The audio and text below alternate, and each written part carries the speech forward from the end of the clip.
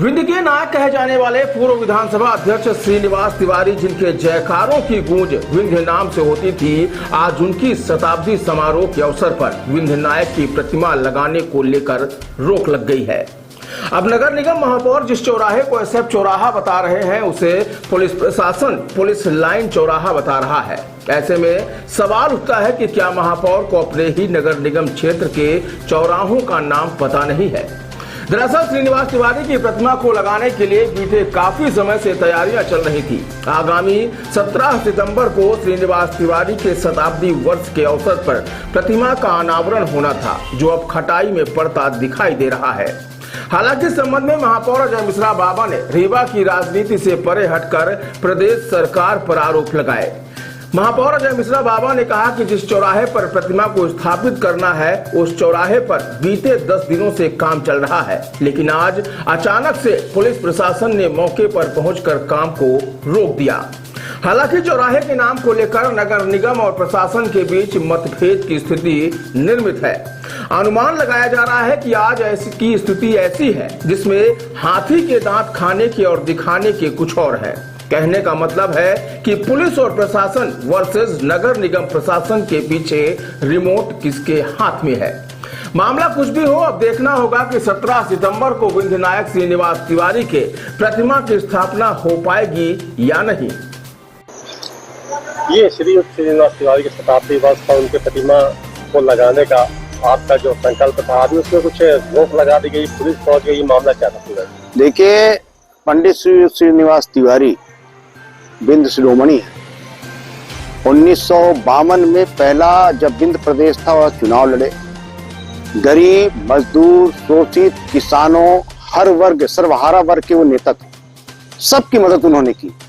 हम लोगों का एक संकल्प था कि उनकी और स्वर्गीय महाराजा मार्तंड सिंह जी की प्रतिमा इसलिए लगनी चाहिए शहर में कि जो आने वाली पीढ़ी है वो इनको भूल न जाए, इनके किए हुए त्याग को भूल न जाए कि इन्होंने गरीबों के लिए, मजदूरों के लिए, किसानों के लिए, बेसहारा लोगों के लिए, सर्वहारा वर्ग के लिए इन लोगों ने क्या किया। हमारी पहली एमआईसी की बैठक जैसे हुई 2022 में, हम लोगों ने तत्काल इसकी निविदा कराई दोनों प्रतिमाओं की।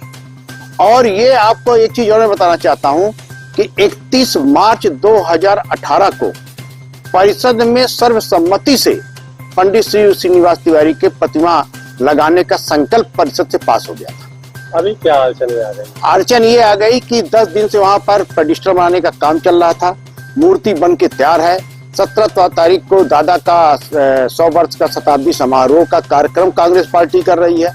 वहां पर मूर्ति लगनी थी और पुलिस विभाग आकर वहां पर रोक लगा दी, बोली ये हमारी जमीन है, जबकि वो जमीन मध्य प्रदेश शासन की है। मध्य प्रदेश शासन की जमीन पे अरवन का पूरा हस्तक्षेप होता है, क्योंकि नगर निगम के अंदर जो मध्य प्रदेश शासन की जमीन होती है उसमें नगर निगम अब वहां पर ग्रीन स्पेस, पार्क, मूर्ति, सुलभ कॉम्प्लेक्स, स्मार्ट टॉयलेट सब बनाता है, दुकानें बनाता है। और वो अधिकांश जमीनें आज भी हमारे यहाँ मध्य प्रदेश शासन की है। तानसेन कॉम्प्लेक्स भी मध्य प्रदेश शासन में लिखा हुआ है। आपके वेंकट मार्केट भी मध्य प्रदेश शासन में लिखा हुआ है। तो ऐसा नहीं है कि कोई उसमें दिक्कत है। अड़चन पुलिस विभाग ने जबरदस्ती लगाई और ये अड़चन जो लगाई गई, ये रीवा के जनता जनमानस के भावनाओं के साथ खिलवाड़ किया गया है। ऐसा बताया प्रशासन का ये कहना है कि जिस जगह एमआईसी में पास किया था वो एसएफ चौराहा कहा गया, लेकिन वो पुलिस चौराहे पे प्रतिमा को लगाने का प्रयास कर रहे थे। इसलिए बताया, जो लोग बता रहे हैं पूरी तरह से बात गलत बता रहे हैं। जो परिषद में और एमआईसी में पास है गुड़ मार्ग एसएफ चौराहा, और हम लोग यहीं पैदा हुए हैं, उसी को एसएफ चौराहे कहते थे। और जिसको वो एसएफ चौराहा बता रहे हैं वो बिछिया चौराहा कहलाता है। और वहां पर पहले रास्ता नहीं थी पेट्रोल पंप के बगल से, वो रास्ता अभी नई बनी है जब गुड़ मार्ग में जाम लगने लगा। तो पुलिस विभाग का पहली बात तो हस्तक्षेप करने का कोई अधिकार नहीं। आपको मैं ये बताना चाहता हूं कि हमारे नगर निगम कमिश्नर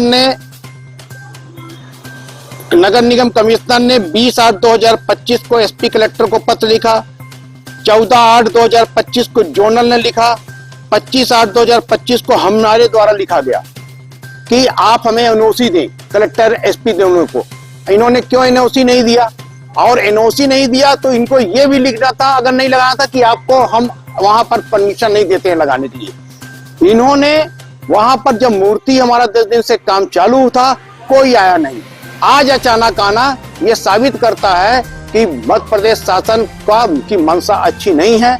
ऐसे एक महान पुरुष की प्रतिमा लगाने पे वो विरोध पैदा कर रहे हैं, जिनका 17 तारीख को शताब्दी वर्ष मना रही है रीवा की जनता, विंध्य की जनता, और उनकी प्रतिमा का जो बन गई है उसका अपमान करने की मंशा शासन की है, इसलिए वो मूर्ति नहीं लगाई जा रही। सारी भरकम तैयारी जो की गई थी वो कटाई में, तो अब आगे क्या होगा? आगे जनता निर्णय लेगी। 17 तारीख को जब सम्मेलन होगा उस दिन जनता बताएगी कि मूर्ति लगानी है कि नहीं लगानी।